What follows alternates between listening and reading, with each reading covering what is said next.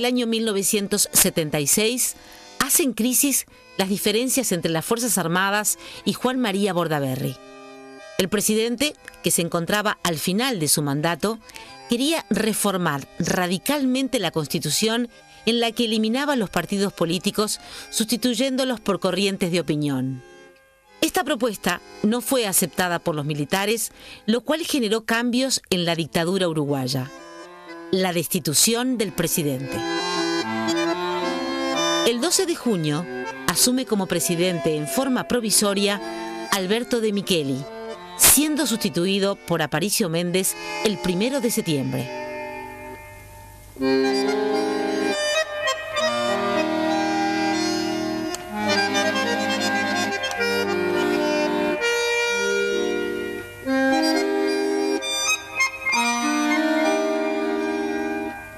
Comienza aquí un periodo de gobierno identificado como el más represivo de la dictadura.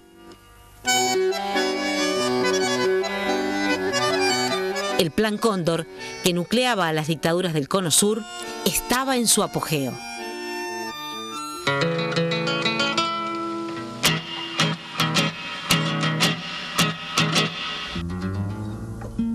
En 1976 es prohibida la tenencia y difusión de obras de Alfredo Zitarrosa junto a otros músicos y artistas. Aquí están nuevamente mis hijas a mi lado. He colgado los cuadros, he juntado mis libros. Ya no podía sostenerse más, él lo dice con claridad en Guitarra Negra, ¿no? El Uruguay entero le pidió que se fuera porque queríamos que Alfredo viviera, que sobreviviera. Ni hablar de Daniel Biglietti, ni hablar de los olimareños. Braulio fue detenido y torturado, la pasó muy mal en Córdoba. La flor y nata de la canción popular tuvo que irse.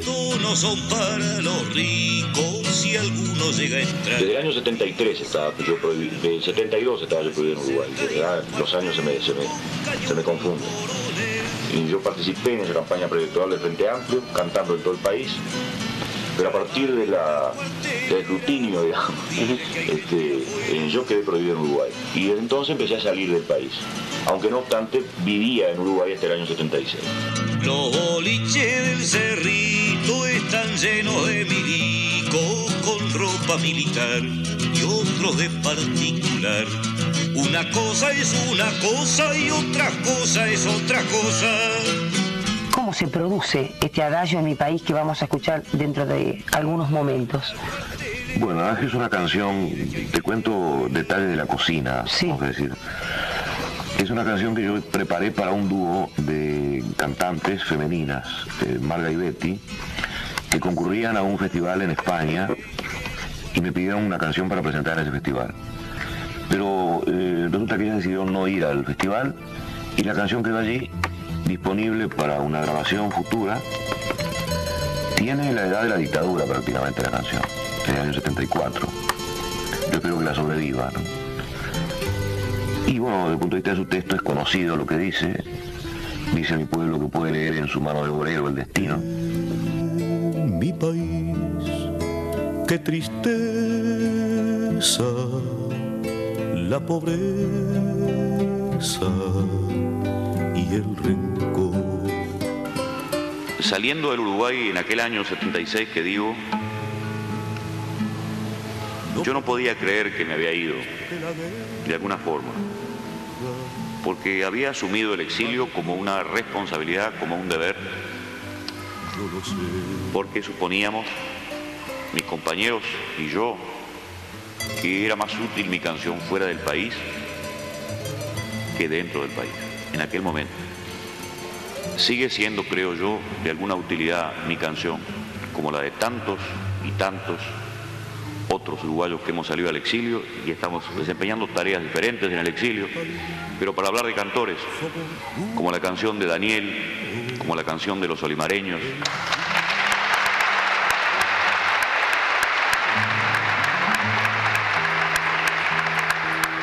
como la canción de Marcos Velázquez, de Yamandú Palacios, de José Carvajal, de Héctor Numa Moraes, de Roberto Darwin, de tanta gente de mi generación que está en el exilio cantando dando más vida. Canta mi pueblo una canción de paz. Detrás de cada puerta está alerta mi pueblo, y ya nadie podrá silenciar su canción, y mañana también cantará. En mi país somos duros, el futuro lo dirá.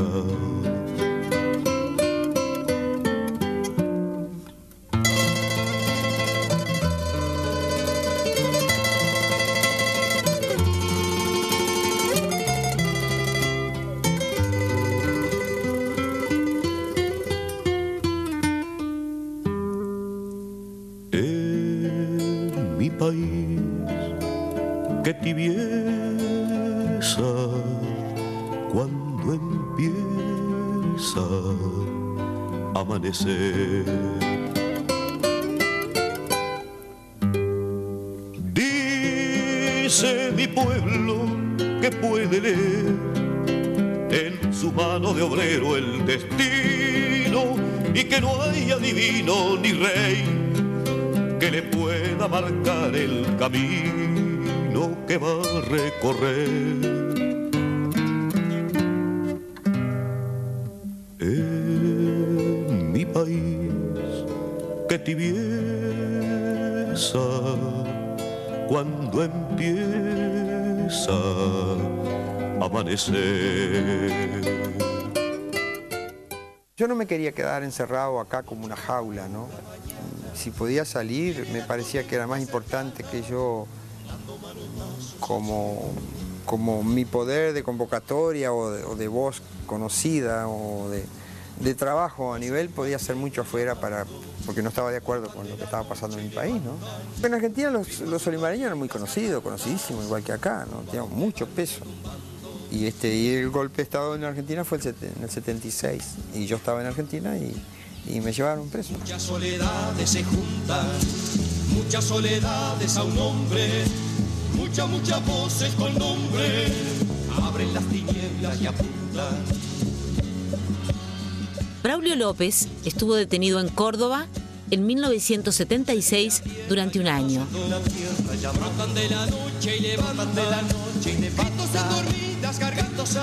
Después del año me dieron la opción a salir a quedar en libertad fuera del país, ¿no? Pero no podía venirme a ningún país limítrofe, en caso de Uruguay, no podía, tenía que irme, porque ya estaba el Plan Cóndor, todo eso funcionando, todo eso que hoy se está todavía por hacer justicia sobre eso, ¿no? Y estuve unos 3 meses en Madrid y después me fui a Barcelona. Y ahí me quedé en Barcelona 5 años, hasta que nos fuimos a México. Pepe Guerra, el otro limareño, se encontraba en Montevideo.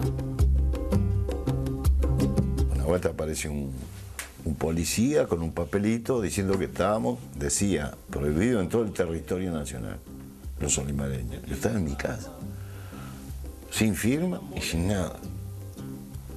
Y en aquella época tenías que decir, si es un policía. Y le digo al Paco, vamos a hacer algo. Mirá, que hay que ser joven. Y salimos y hicimos en el teatro, un teatrito chiquito que hay, el Tinglado. Las viejitas sacaban, y la gente sacaba los pañuelos, yo veía y lloraban. Hicieron 2 actuaciones bajo el nombre de José Luis Guerra, ya que en el decreto figuraba como prohibido Pepe Guerra. Una jugada muy arriesgada en un momento que había gente desaparecida y la tortura era moneda corriente. En esta calle plantar bandera, se bambolea. Pero mirá vos, qué ingenuos, ¿no? Pero sin embargo, hasta que el domingo, bueno, me llevaron preso. Ya le decía al Paco, vamos a ver si vamos al centro, al Galpón, a algún teatro de eso, porque no pasa nada. Pero a mí me van a meter para adentro, pero yo... Y en el boliche, que había en la esquina, en la otra esquina, me tomé no sé cuántas jarapas. A mí me van a torturar, pero yo... Y fui con el documento, ¿no? Yo de traje y corbata había ido, cosa que nunca me ponía, ¿me entendés? Pero había que ir, digo, estos me van a agarrar, pero me van a agarrar de traje y corbata.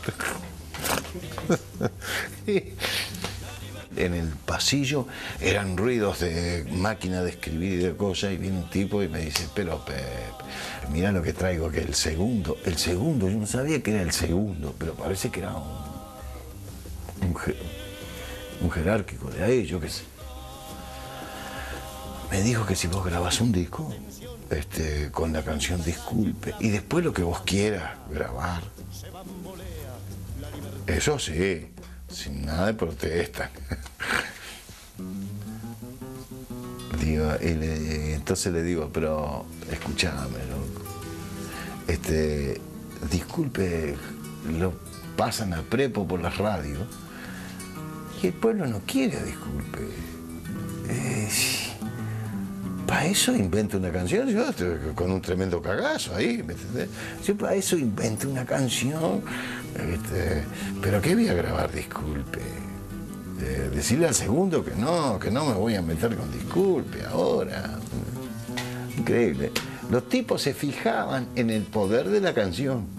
Al otro día me apareció un tipo con un libro negro así, donde estaba toda la historia de los olimareños, lo que habíamos firmado, los viajes a Rusia, los viajes a Cuba, todo. Un libro negro de tapas negras. Lo abrió el tipo. Y yo decía, sí, ¿y le pagaban en rubro? Sí, en rubro. Sí. ¿Y qué quieres que no? De tapas negras, flaco, de tapas negras. Era brutal. Además, los tira todo. Primero tuve una reunión con todos los tiras y me decían, ¿y qué va a hacer con el equipo de música que tiene en su casa? ¿Y yo qué voy a hacer? Y no sé. No, porque mire que la cosa es brava para usted, ¿eh? Pero como me hablaban de usted, yo ya vi que era suave.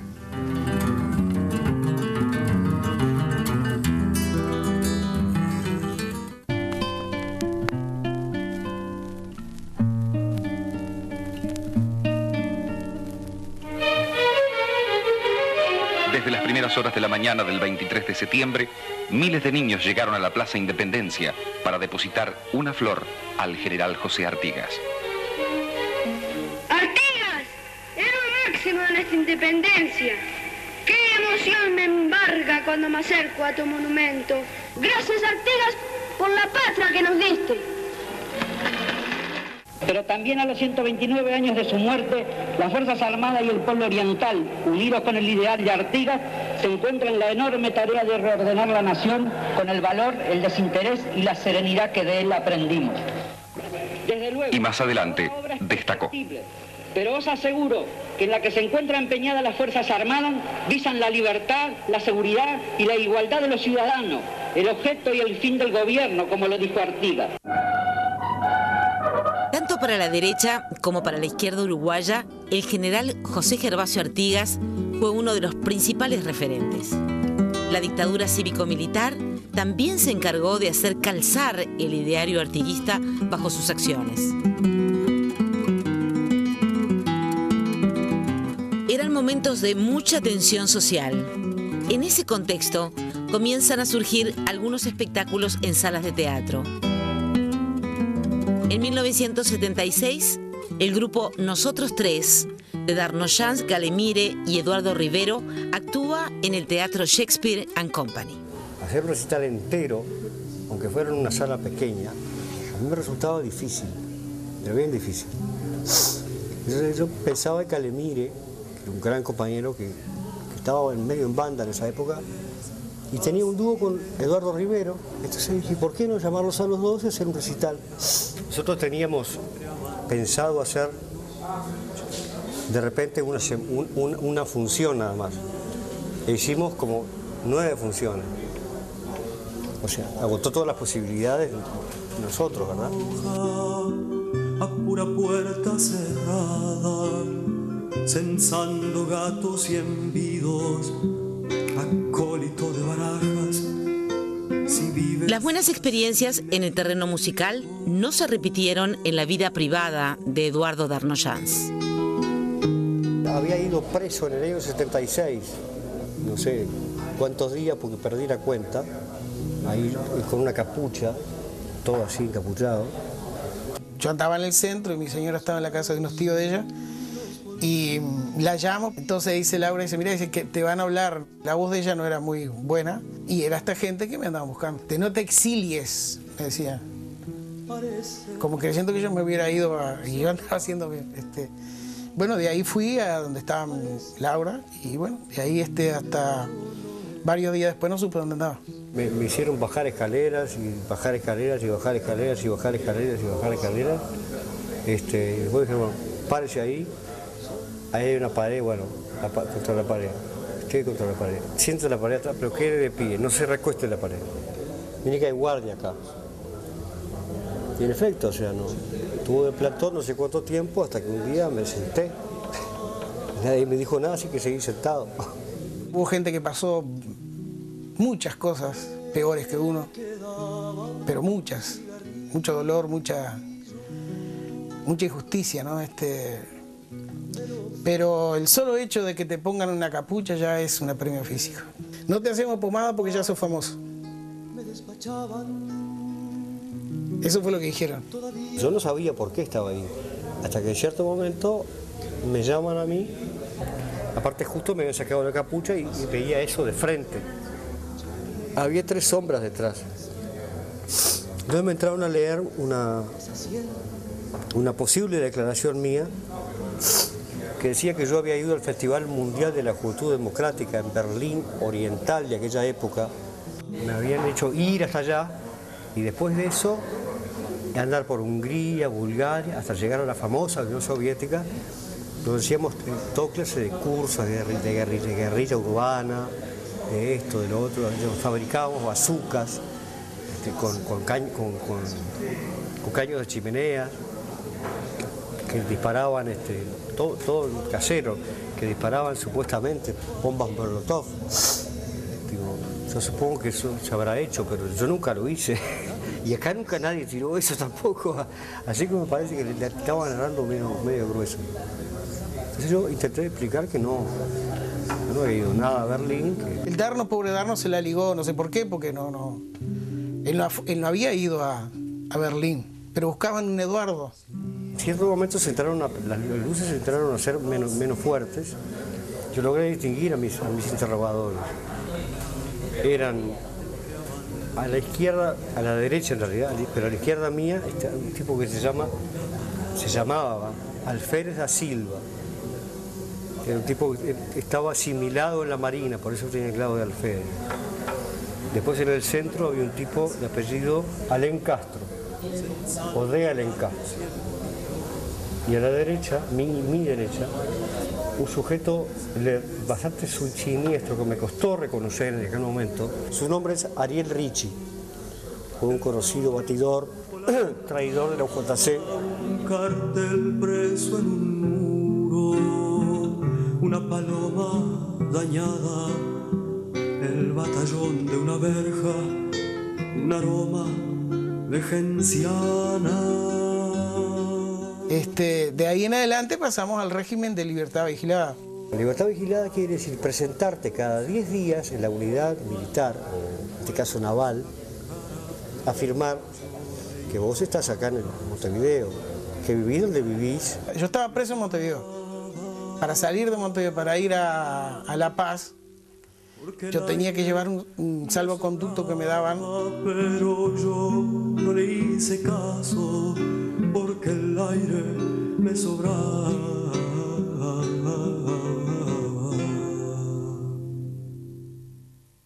En 2 años y medio firmaba como libertad vigilada a alguien que había salido de libertad, con 5 años en cana de tupa. Y yo por nada había comido lo mismo. Yo... Las manos en los bolsillos, sin un vintén, parece cosa de tango.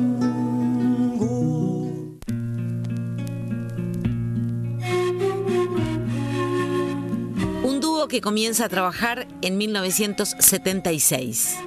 Washington Carrasco y Cristina Fernández con el espectáculo Inti Canto. Y entonces ahí Washington nos llama a Siboney Montaldo, que era mi compañera en ese momento de canto, y yo, y después otro compañero que era Daniel Queiroz, que era instrumentista, tocaba charango y guitarra, excelente. Y entonces allí comenzamos a trabajar en el año 76 Inti Canto, ¿no? Que era todo un recorrido por nuestro Uruguay y por Latinoamérica de canciones. Que iluminas el suelo.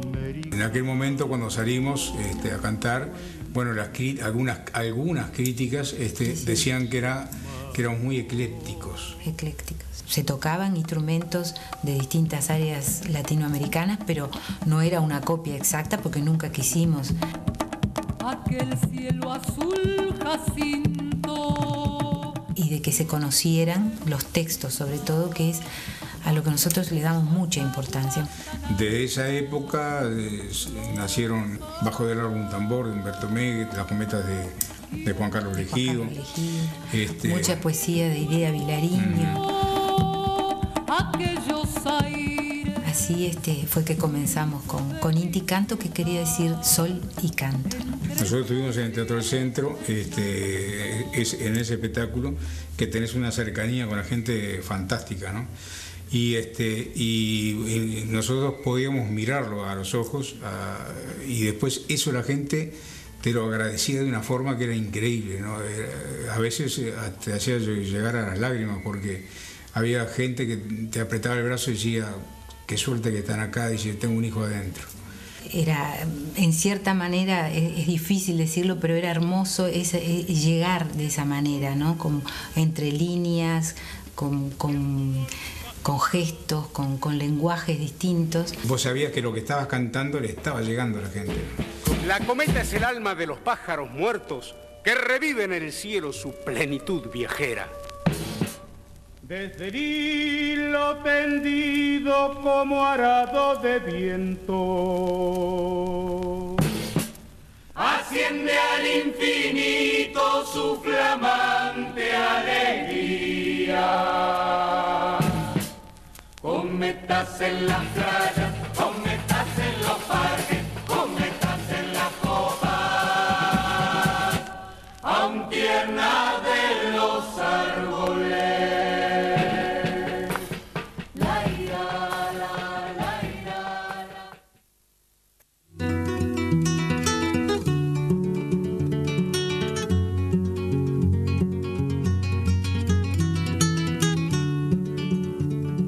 Una de las experiencias más recordadas de aquellos años fue los que iban cantando.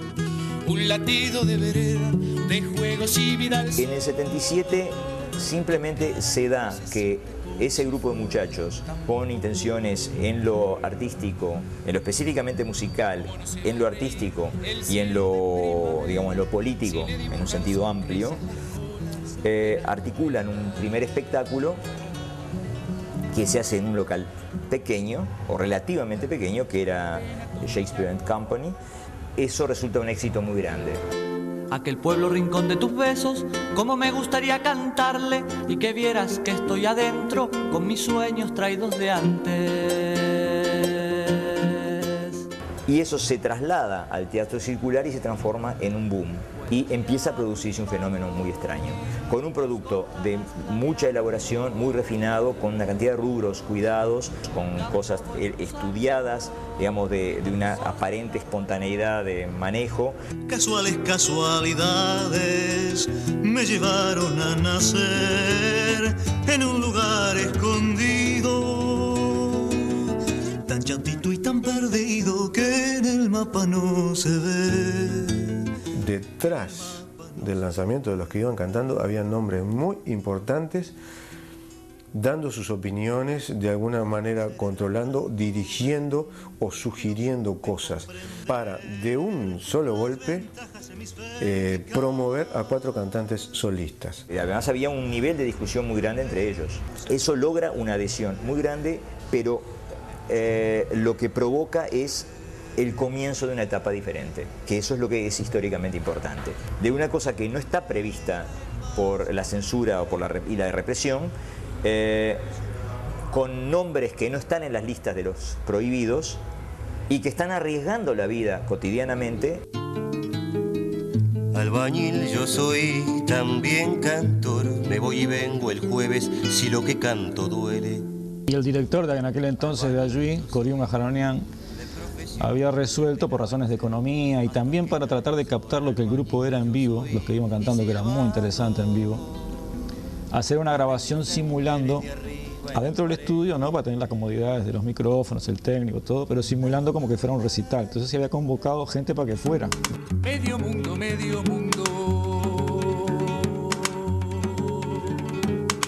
de afuera, qué bien, de adentro, no sé.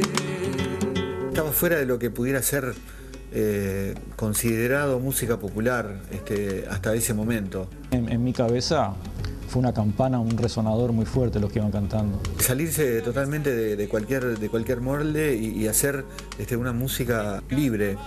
Mucha innovación, mucha originalidad, mucho tirarse al agua, romper códigos de la canción estándar. Una de las cosas que fueron interesantes en esa generación, el instalarse en una tecnología pobre y una limitación material y crear a partir de ella sin problematizarse por esa limitación. Porque el movimiento rockero dependía exclusivamente de la amplificación y ese era un problema, era una limitación. Quien tenía el poder cortaba el sonido. Entonces, a partir de esa pobreza de medios, nosotros teníamos que generar hechos artísticos. Por eso, en muchos de los casos, además de nuestras guitarras, tocar con chatarra. Realmente tocábamos con porquerías, con pedazos de mampostería, con cajas de fósforos, con lo que tuviéramos a mano. La nieve baja del cerro, blanqueando la espuma del río, y el río se va a la nube.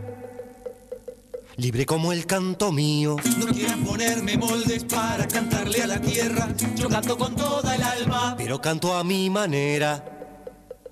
La forma de pararnos encima del escenario fue totalmente distinta a la de la generación precedente, que aparecía generalmente atornillada a una butaca cantando frente a un micrófono. Nosotros muchas veces no utilizábamos micrófonos y utilizábamos todo el espacio, generando una especie de sensación de estéreo natural, metiéndonos entre la gente. Uno puede decir que hay como caminos de lenguaje, ¿no? Uno puede ser la vía latinoamericanista, donde se le pone quena y charango a todo, buscando una salida. Otra puede ser la vía jazzística, bossanovística, de poner la armonía de bossa nova y a cuánta chacarera se te cruza por el camino, como búsqueda de ver por a dónde agarramos, ¿no?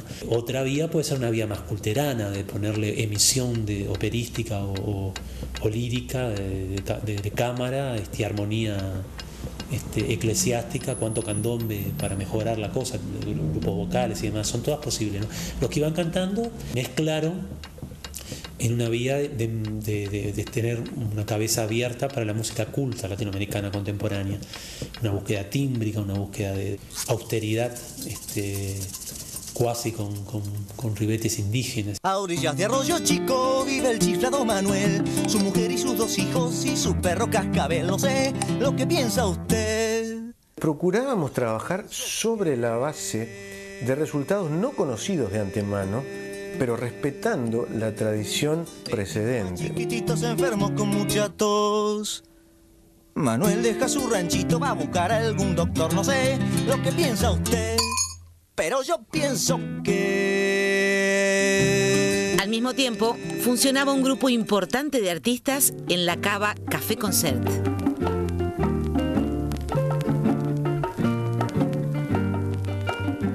Uno de los 2 grupos fundamentales, que es los que iban cantando, ¿no? Que reúne a un grupo de artistas montevideanos de excepción. Y por otro lado, en la cava del Virrey se juntaba más bien la línea de los neofolclóricos. La movida con mayor respuesta periodística fue ahí en esa instancia, ¿no? Porque Benavides tuvo oportunidad de desarrollar un programa de radio que llamó Canto Popular y Trovadores de Nuestro Tiempo, y a partir de allí se generó un espectáculo que se hizo en la Cava Café Concert junto con Elías Turubich, que fue uno de los pioneros en la cosa, y allí nació el Gaucho Solo, porque se necesitaba algún personaje de humor. Allí participaron el grupo Vocal Universo, Carlos Benavides y Los Eduardos, junto a Benavides, ¿no? Y fue una respuesta impresionante de la gente.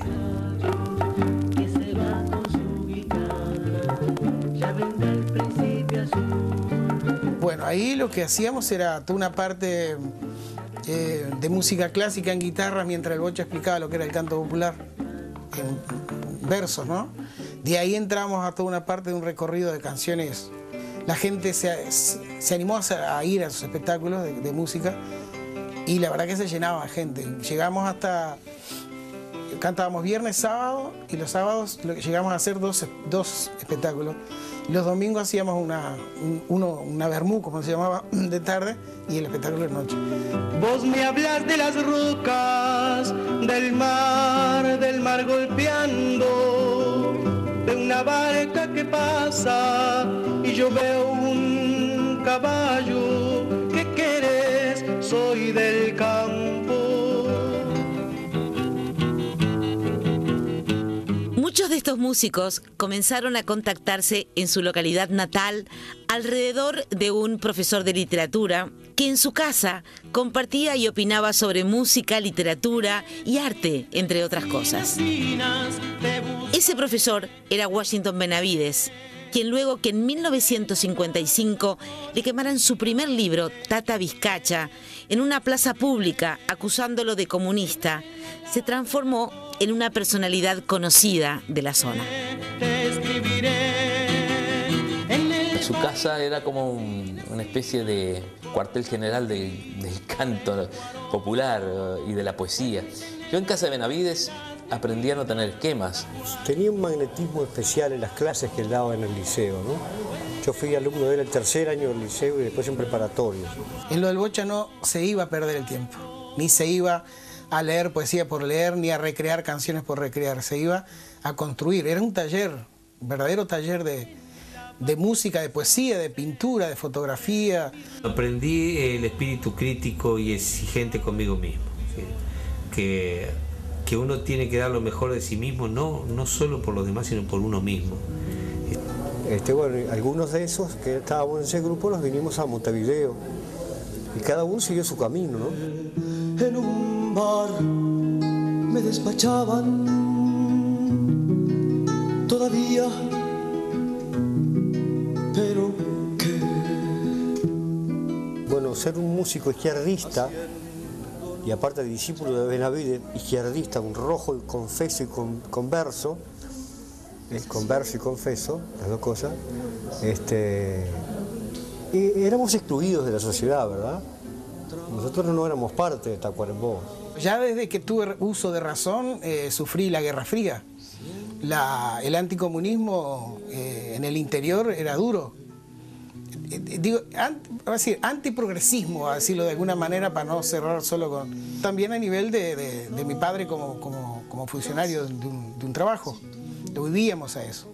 Después que me había decidido a irme de Tacuarembó, me vine a la facultad y no tenía permitido estudiar por el Ministerio de Educación y Cultura. Tenía una sanción por haber ocupado el Instituto Normal de Tacuarembó junto a varios compañeros el día del golpe de Estado. Darnoyán también quedó en la misma situación y dos o tres compañeros más.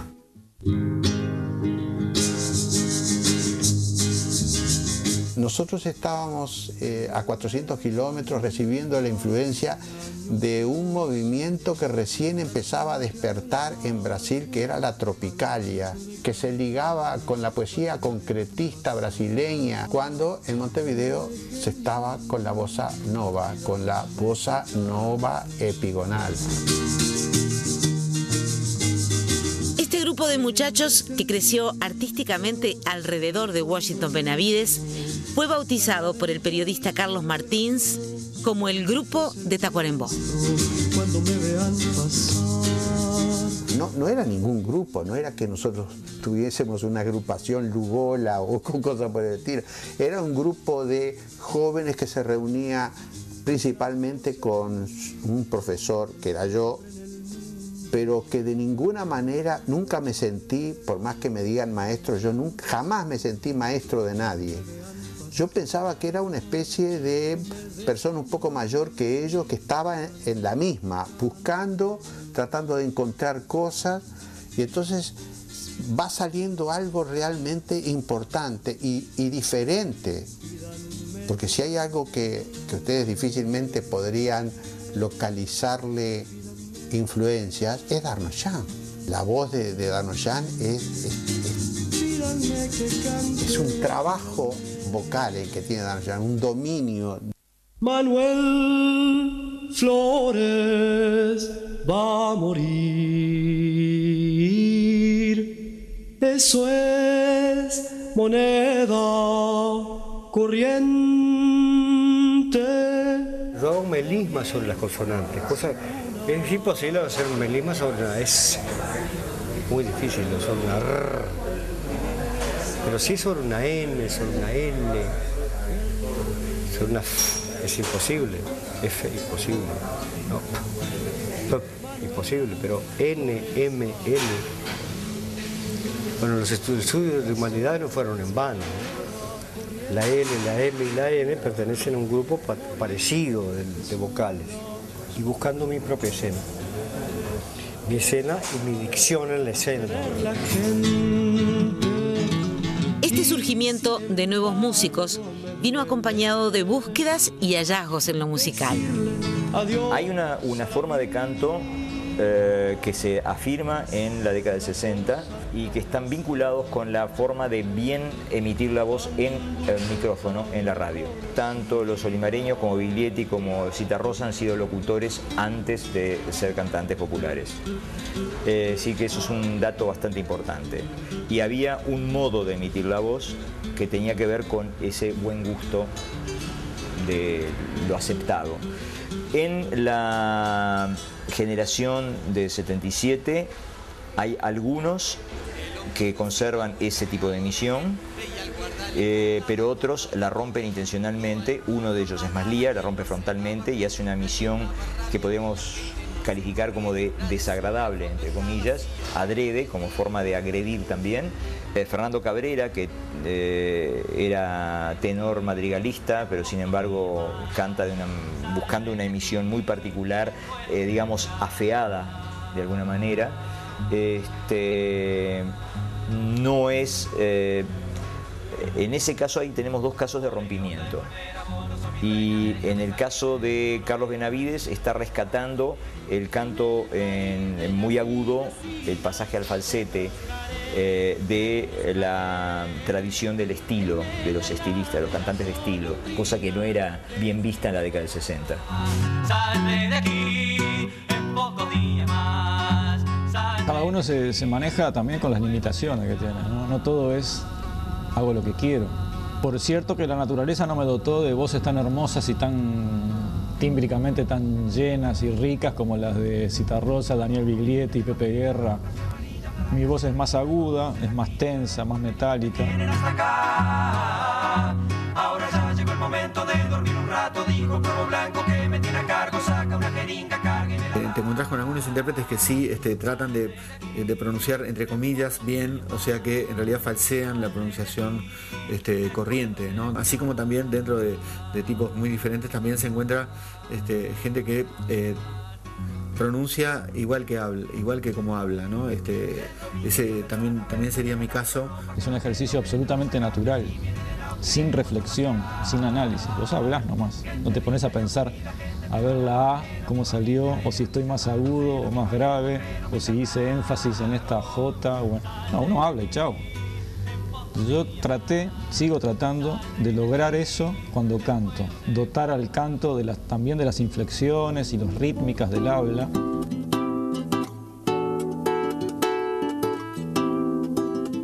Cuando me fui de Uruguay, yo no componía canciones, solamente había escrito una. Se llama Te acordás, hermano, que está en el primer álbum. Yo era bajista. Y al llegar a Europa empecé a, bueno, yo también toco la guitarra, empecé a componer, y a componer, y a componer. Y conocí a un productor, entonces decidí ahorrar unos pesos y pagarme un estudio. No tenía cómo pagarle a los músicos, toqué todos los instrumentos. Después, bueno, me volví loco con una mujer, me fui con ella a México y nos vinimos a dedo hasta Uruguay. Yo con la maqueta adentro de la mochila, atravesando montañas, desiertos, la selva, yo qué sé. Y con un profundo miedo fui a la casa de Corión Aronian, que tenía un buen grabador, a ver si no se me había estropeado la cinta. Y él la puso y la cinta andaba bien. Y me dijo, ¿qué vas a hacer con esto? Y yo dije, bueno, esto es una maqueta. A mí me gustaría grabar un disco. Me dice, una maqueta, todo está mejor grabado que todo lo que se hará en Uruguay. O sea, bueno, yo había grabado un estudio de 16 canales allá. Me dijo, maqueta nada. O sea, si vos nos das estos 4 temas, nosotros ponemos el sello Ayuí, producimos 6 temas más y sacamos un disco tuyo.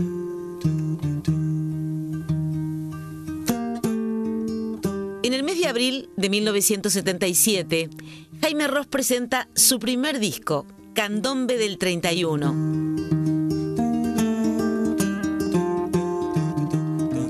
Más allá de su toque personal y una constante referencia a cosas muy uruguayas, la mayoría de sus canciones fueron compuestas en Francia.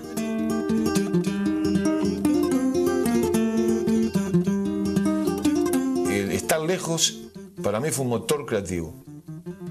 De ver lo malo de mi país, lo bueno de mi país, de confirmar, constatar toda aquella ideología de la generación del 73, de lo importante que era hablar con voz propia, no solamente en el idioma, sino también en el idioma musical. El mundo era así.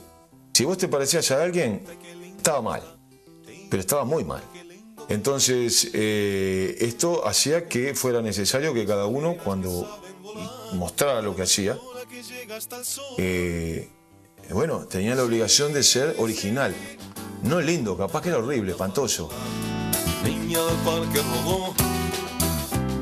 Esa búsqueda llevó a que Jaime Ross investigara y aportara nuevos caminos al formato murga canción que habían desarrollado los solimareños y el Sabalero, entre otros. Para empezar te digo que no tiene nada que ver con lo que habían hecho el Sabalero y los solimareños y Rubén Lena como compositor previamente. En lo que tiene que ver es que ellos hicieron murga canción, pero en la forma de tocarlo o en la forma de sentirlo o incluso en la forma de fusionarlo no tiene nada que ver. A mí me tiraba más la fusión del candombe beat y también de lo que a partir de ahí yo quería hacer, que era algo que lo tenía acá, metido acá, que era la murga beat. Cometa de la Farola, en los hechos, es la primera murga beat que se hace. En el momento de adaptar un género como el murguístico, en donde hay bombo, redoblante y platillo y un coro, cuando te dan la guitarra, bueno, ¿qué haces? Cantar, cantás, pero uno tiende a imitar o a sustituir a los instrumentos que suenan en la percusión. Entonces, bueno, yo pensé, el platillo hace esto. 1, 2, 3, va en el segundo golpe. Y el bombo,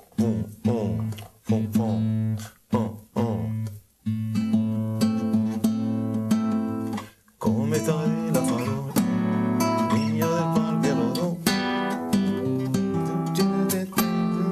Entonces acá, estos 3 dedos están llenos de platillo.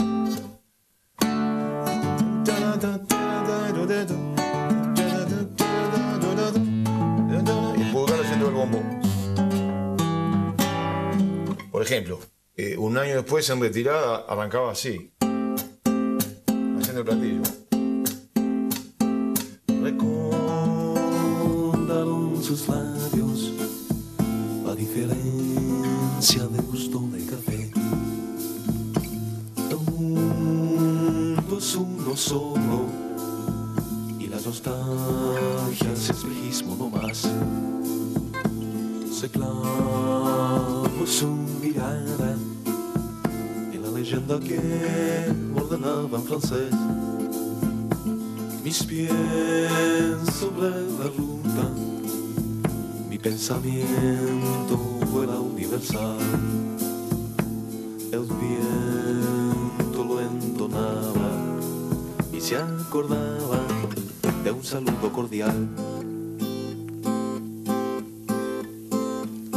La música inmigrante me preparaba un encuentro casual. Ya no vuela, papel picado.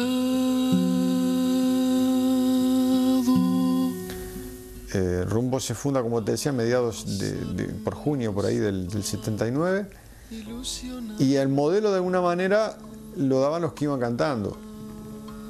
Digo el modelo porque los que iban siempre, hasta el final, siempre fueron solistas que se juntaban para hacer un grupo, pero seguían conservando el carácter solista. Y el Rumbo empezó con esa perspectiva. Lo distinto y lo crucial, diferente a los que iban cantando, fue que Rumbo apenas empezó a trabajar como grupo, siguió como tal. Pasaron los zapatos ilusionados. Esto es importante porque siempre se asocia el tema de la dictadura como una cosa, bueno, obviamente muy oscura, como si uno cuando habla de la Edad Media y como una edad oscura. Y bueno, desde el punto de vista histórico, sí, pero nosotros éramos gente de 20 años, con el espíritu y la alegría y las ganas por vivir de 20 años, y encontramos esa beta para poder trabajar. Entonces era sobre todas las cosas era muy entretenido.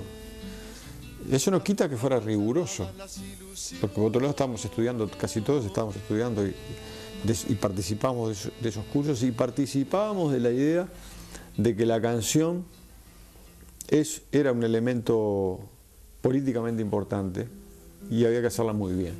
Hay una finalidad muy obvia de continuar desarrollando lo que puede ser una música local, por una necesidad ecológica de seguir desarrollando las diferencias, ante una necesidad política de homogeneizar culturas. Y como decía Alfredo Citarrosa, la mejor canción es la más política y viceversa. El señor director y la señora maestra dicen, estos chicos tienen pájaros en la cabeza.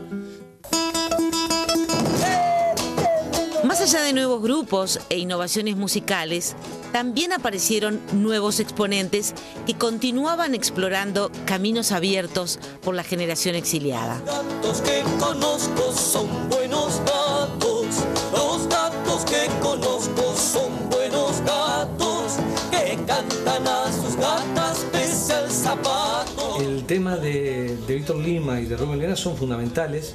A mí me marcó profundamente la obra de los hermanos, eso que estaba escuchando, ¿no?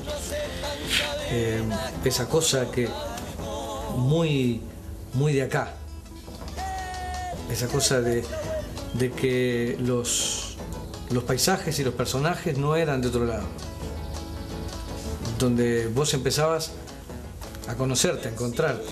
A mí no me gusta cantar solo, no me atrae cantar solo. Disfruto mucho el sonido de las voces juntas. Me gusta el desafío de armonizar.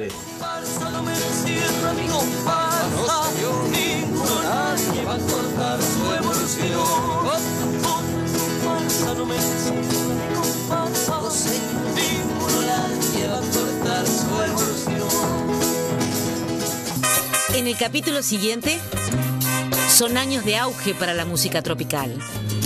En años de auge de las discotecas, las medidas de censura eran protagonistas. Veremos sus requisitos y repercusiones.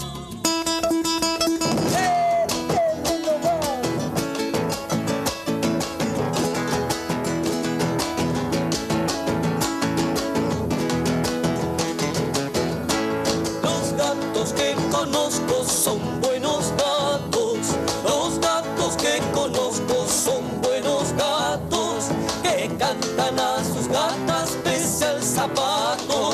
Los gatos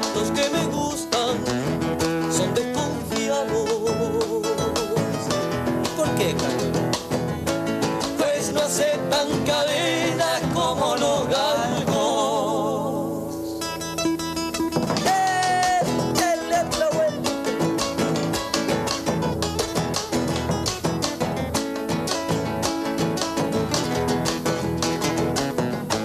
Del cielo y del infierno no espera nada, del cielo y del infierno no espera nada, sabe que de él dependen las madrugadas y cola y corvina. Junta el gato atorrante y la